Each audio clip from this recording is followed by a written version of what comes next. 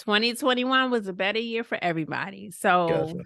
Mhm. the right opportunity came along, the cash was there. And I must be interviewing some bomb podcast episode guests, because I interviewed a guest on my podcast after one of my friends successfully closed on something in 2020. And I was so shocked. I was like, how did you find this opportunity? 2020 sucked. And she was like, I use Vanessa. So then I had Vanessa on my show. She's a physician, actually. She's a Mm, doctor by day and a real estate investor by night. And she has land, multifamily syndications, mobile homes, everything. So she told mhm, me why she got into real estate, because she felt like as a physician, she made a lot of money, but it just wasn't growing the way she wanted to in 401ks. mhm, So she started investing in real estate and multifamily, and being a general partner on multifamily deals just has like a really good return. So when she had an opportunity that I got on her email list, keyword, all my mhm. opportunities came from an email. So get on my email list, because I share There you go. opportunities on my email list. I love it. I saw it and was like, oh, this looks pretty dope. It's in Florida. It's near Universal Studios. It's in a growing, developing area. Tons of jobs are coming to the area. It was already at a high occupancy, and it was a motivated seller like that.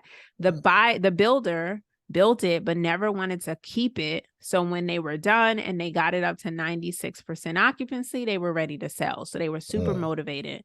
And then the terms were really good. So I forgot to mention this before, but like I personally, when I put in money, I want to double or triple it by the time we sell. So these provide cash flow during ownership, but then you get a large lump sum of cash when you sell it, because when they sell, they take the profits, they divide it amongst all the equity holders. So I didn't need the money today. I wasn't looking to spend it today, and I could afford for it to double or triple much faster than it would in a bank in 3 to 5 years. So I said, why not? Let's do it.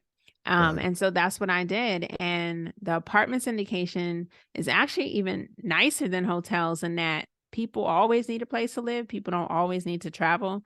Uh-huh. So they've definitely had consistent monthly cash flow from the apartment syndication, whereas the hotels tend to pay out quarterly. So that's a major difference.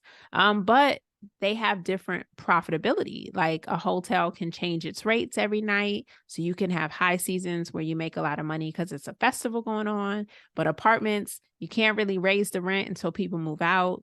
So there's that like lag in being able to raise value, Right. but they've been good. They've both been good.